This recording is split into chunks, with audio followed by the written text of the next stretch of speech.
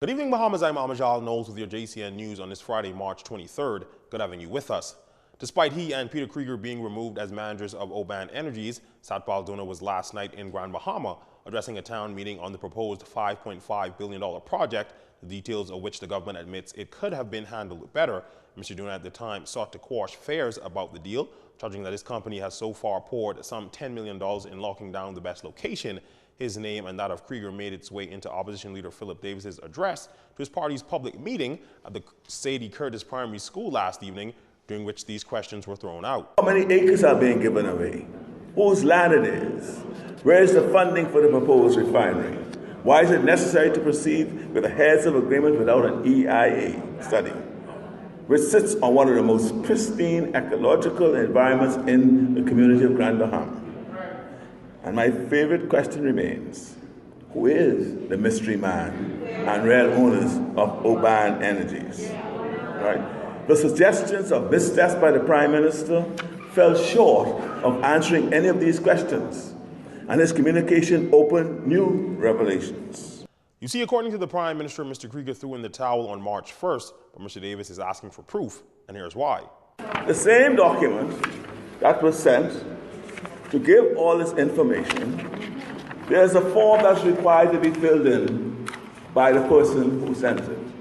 Again, this comes from the department, the registry department in Florida. And the question they ask, please return all correspondence concerning this matter to the following.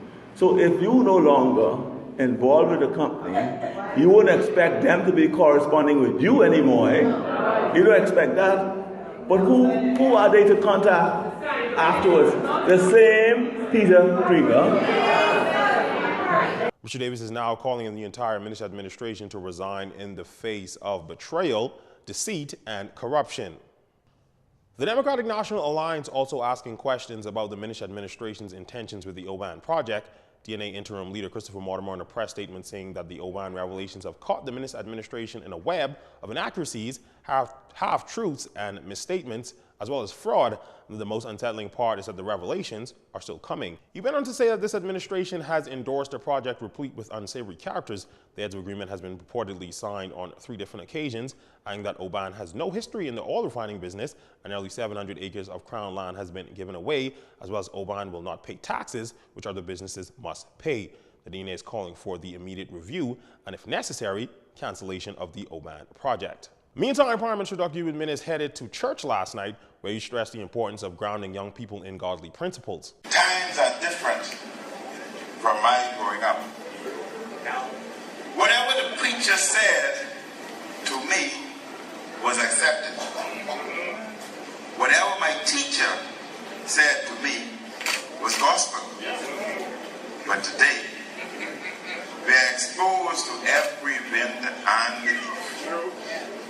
Our young boys and girls are exposed to tons of information, things we generally regard as foreign, thanks to technological devices and social media.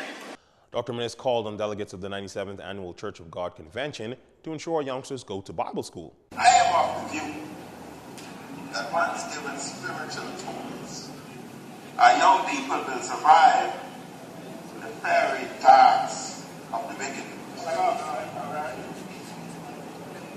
But prepare them now to be steadfast and honest. This is the first time Dr. Menes has addressed the Church of God Convention as Prime Minister.